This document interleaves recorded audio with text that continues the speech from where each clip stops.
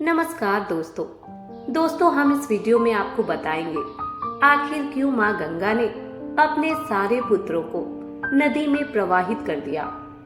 आइए जानते हैं। एक दिन बहुत से देवता और राजश्री, जिनमें महाभीष भी थे, ब्रह्मा जी की सेवा में आए। वहां गंगा भी उपस्थित थी। तभी हवा के वेग से गंगा के वस्त्र शरीर पर से खिसक गए। वहां उपस्थित सभी लोगों ने अपनी आंखें नीचे कर ली, मगर राजा महाभीष गंगा को देखते रहे।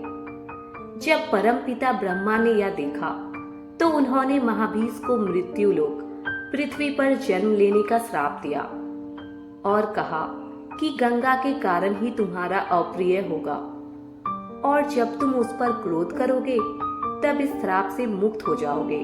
ब्रह्मा के श्राप के कारण राजा महाभीष ने पेरु वंश में राजा प्रदीप के पुत्र शांतनु के रूप में जन्म लिया।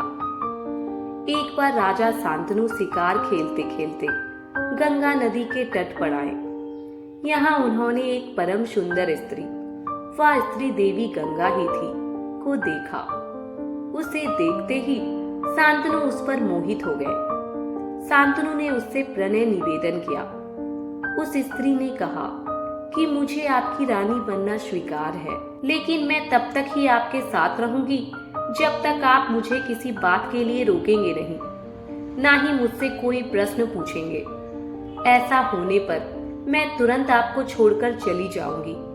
राजा शांतनु ने उस सुंदर स्त्री की बात मान ली और उससे विवाह कर लिया। विवाह के बाद राजा शांतनु उस सुंदर स्त्री के साथ सुखपूर्वक रहने लगे। समय बीतने पर शांतनु के यहाँ 7 पुत्रों ने जन्म लिया, लेकिन सभी पुत्रों को उस स्त्री ने गंगा नदी में डाल दिया। शांतनु यह देखकर भी कुछ नहीं कर पाए, क्योंकि उन्हें डर था कि यदि मैंने इससे इसका कारण पूछा तो यह मुझे छोड़कर चली जाएगी। 8वां पुत्र होने पर जब वह स्त्री उसे भी गंगा में डालने लगी तो शांतनु ने उसे रोका और पूछा, तुम ऐसा क्यों कर रही हो?